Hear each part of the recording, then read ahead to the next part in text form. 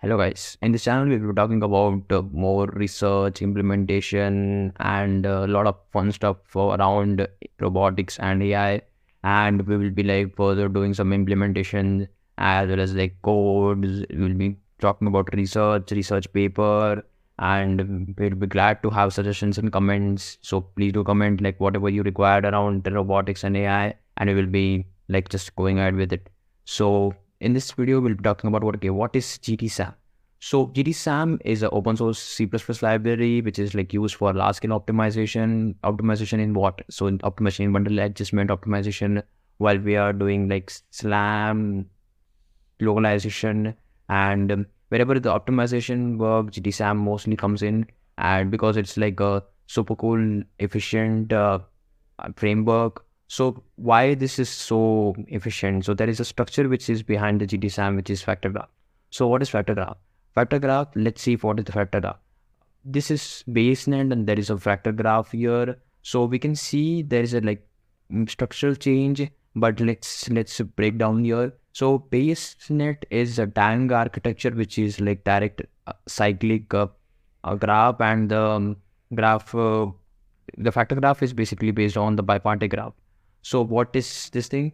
So the simple terminology would be a diagraph is basically used when there is a direction. So we can use, okay, you can see like Z1, Z2, Z3, there are the constrained in the graph, but basically there would be a directive thing, and we don't see any direction in the factor graph, which is like a generic. That's why a bipartite graph is a generic graph, more generic graph towards it.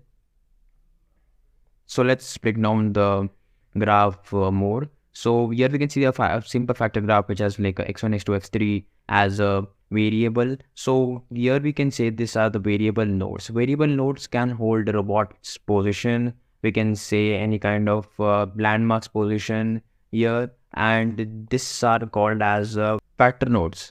This stores constraint as well as measurements which are related to the pose estimation of the robot. So this is the element stage of the graph, factor graph, how we will be showing example in the further section of the videos where we'll be implementing this simple architecture into programming, how we can implement this thing in Python. So here we can take a simple example to just see how bipartite graph, or we can say as a factor graph works. So here we can say, okay, we have the three cheap freaks which are like don't eat, like we take assumption that in this world we don't have any fruits apart from apple or orange, and so we have a domain that in this world we don't have any other fruit than apple and orange, and we set as a factor that if this person doesn't have what it wants, then it would be considered as 0, and if it wants, it would be true, that is 1. So this is assumption that okay, the first person wants apple, second person will see, okay, whether the first person is taking apple, so should I take it apple? So it says, okay, I will choose the same. The third person says, okay, I don't want as the second person is doing, I just want an orange. So these are the constraints given by the people or like the robot, which is like having, okay, this should be the state space, this should be the constrained by the robots. So we say it as like a functions. We can say f1, f2, f3, f4, which are dependent on the variable nodes, which is like x1, x2, x3 here. So there is a condition here we are giving that the first person and the second person will be choosing the same thing, and the third person will be choosing different from the second person. So this is the simple constraint we are giving. We can do an plus n state. So we will be talking about this, what is this plus n state, but for now, for the simplicity, we are just taking, okay, we are not taking any plus n state, we are just taking, okay, whether it would be 1 or whether it would be 0. There would be no plus anything about from 1 and 0. So here we can see the table where we are defining that, okay, we can take all the probabilities as we are taking just 2. We are considering, okay, we have this apple and orange in this whole world, and we are just considering, okay, let's see whether all the combination of A and O, which is like apple and orange, what is the ideal state. So we are seeing that okay, there is only one state where is like A and O, which is like apple, and orange. This seems to be true because like first person wants apple, so it's getting apple. Then we say okay, second person also gets an apple, but third person says okay, I will not choose an apple, I will choose orange, and it was preferable that it wants orange. So there is only one probability that it would be true and rest of the false. This can be anything. It's just because we have set this constraint. Might be like the third person wants apple too, so there might be like more probability. So there would be like the first condition of apple might be true and rest of it might be false. So this is the elemental level of how the graph works, how the bipartite graph works, and apparently factor graph works. So this is the factor graphs constrained level things that okay, to make a g function that is a whole graph, we don't require any dependency. We can just individually take f1, f2, f3 and multiply it throughout. That makes a less complicated bipartite. There is a feature of the bipartite graph and it's a less complicated than other graph. We just have to multiply all the constraint and we will just get okay, this is my factor graph. This is what we are considering as an example. We are considering a robot which is in a 2D plane, a unicycle robot in 2D plane, which would be going from S0 to S5 using the sigma mass in between, and we'll be considering that okay, there are constraints which we are in between. So this is what we see as a normal graph, but it's apparently different in the factor graph. But there is one more constraint that we consider in robotics as a real entity. There couldn't be a single point that can define the position of the robot. So there would be always a Gaussian estimation of a robot. Either it's a sensor fusion, either it's any kind of algorithm. It would be just estimating, okay, the robot, it's not exactly at 5,5 or not at 6,6. It would be a probability, a Gaussian probability of where the robot is. So there might be a condition where your GPS would be much more slower than your IMU. IMU can go like 10 hertz or maybe like more than 10 hertz. It would be like 60 hertz, and your GPS might be 5 hertz or 3 hertz. So there might be some async process which is going on, and the lidars may be like 60, 50 hertz. It would be max that it would go 60, 50 hertz. And this synchronization happens, and when this synchronization happens, it would just give a Gaussian probability and not exactly 5,5, right? So that's why we use likelihood and not the real position of the robot. So this is one of the factor graphs in action. We can see a robot which is tracing a path, and there is also an outlier kind of nodes which is used as a position, which is also an variable node. So let's move to an example. Let's program a bit. So let's start with basic imports. We are importing gtsam. So let's start with this. We are now doing a non-linear factor graph. Non-linear factor graph is just a factor graph with a non-linear model, non-linear dynamics. You can say as a unicycle model, any bicycle model with the non-linearity. In any of the states where there is higher order exponential graphs or any kind of logarithmic graph, we can say models. We can say exponentially growing.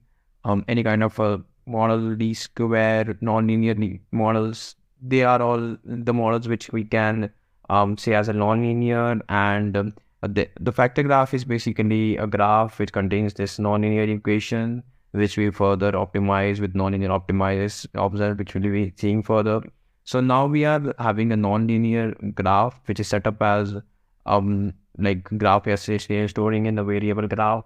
Then we are considering a prior mean. So prior mean is basically a starting position of the robot, where we are saying, or any of the state where we are saying it's at 0, 0, then we will be further adding a noise model that is like a standard sigmas are standard deviations. So here we're considering it as a 0.3, 0.3, 0.1. So we're considering it as like oh, where you can say like GPS is coming up, it's coming alive, IMU is coming alive. So we can see that there would be any kind of disturbance, any kind of sensor which are coming alive, which could have like calibration or any kind of thing which could give a more noise or disturbance.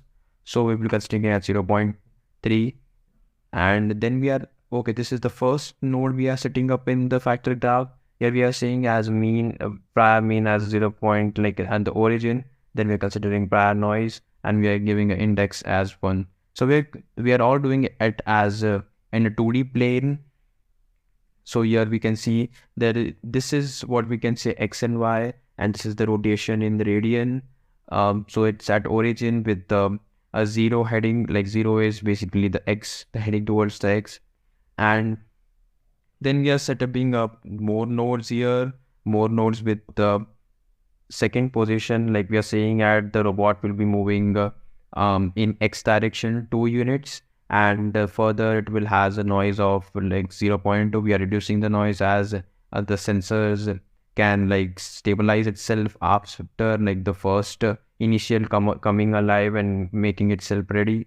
So we're taking it as less as 0.2. Then we are setting up like the first graph connected to second, then second graph connected to third, and then this is our graph of a robot which is basically going from initial origin 0.0, 0 to then 2, 0, then it's will go 4, 0 ideally. So but it doesn't, the robot actually doesn't in real state go ideally, and we consider that thing, and there is it really important point that we should consider this thing into the SLAM or any kind of optimizers, any control variables which we are making, NQR, NPCs, what we are further like doing in the robotics higher algorithms. So here a lot of people will say like this is what the graph is, but there is no value, there is no real value in it. It's just an ideal thing that this will go from origin to 2, 0, then 4, 0, but we need to have that origin consideration. So here we add initial estimate. Initial estimate is basically just a values. I'm just named as an initial estimate. It is basically the real orientation of the robot or agent. So here we are considering that it's not exactly origin 0, 0. It's at like some 0.5, 0, and its orientation is not exactly 0. We are considering at 0.2. Then we are considering that it's not at 2, 0. It's considering at 2.3 and minus 0.2 radians. Then so we're basically adding some kind of real noise that a robot might face into its maneuver from one point to another point, and that is what in real life it is. Now for that we are going to optimizer. So this is Lemonberg MyQT optimizer. So it's one of the optimizers which gtsam has. It optimizes non-linear. So we can talk about optimizer in further videos where we will be going in depth in optimization, non-linear optimization, how optimization work. We can do some basic implementation of optimizer, then we can go further in advanced optimization. So this is basically, we are considering graph, we are considering the real values of the graph, what exactly robot is currently in, and then we basically optimize it. We call the optimize. Then we go with the results, what like we are just doing a formatting of the what results are. Then we are considering a covariance matrix, a marginal, that basically how much it can give us error, and what is the probability of the robot being there at a particular 0, let's say 0, 0 or 4, 0 or 2, 0, and then we are just plotting it. Let's see. Yeah. So here we can see the graph. Here we can see that it's at 0, 0. We can see 0. 0, like 2,0 here, we can see like 4,0. But as we can see, like as it goes like further, you can see also the covariance matrix, the results. Okay, this is the final results of the graph. So here we can see that this values are not exactly as the values which we like. It's not exactly 0,0. It's not exactly like it's really close to 0, but it's not 0. It's really close to like what we can see. We have put it here like it is close to 0, but it's not exactly 0. Here we can see. Here we can see. So in like real systems, they are not actual exactly where it should be. We just consider as ideal, and this is a covariance metric. This is the basically what is the probability of a robot being at origin 0,0? What is the probability of a robot after that? So as we like further go, we will be see this circle like increasing with the same probability of what we are considering as 0.2. So it's very like interesting to see that it's a basic example. Now we can just tweak something. Okay, we can say like, okay, what if I give it as the ideal condition? What if I say it to be as like 0,0, and then we go with this to be ideal. Uh, let's see.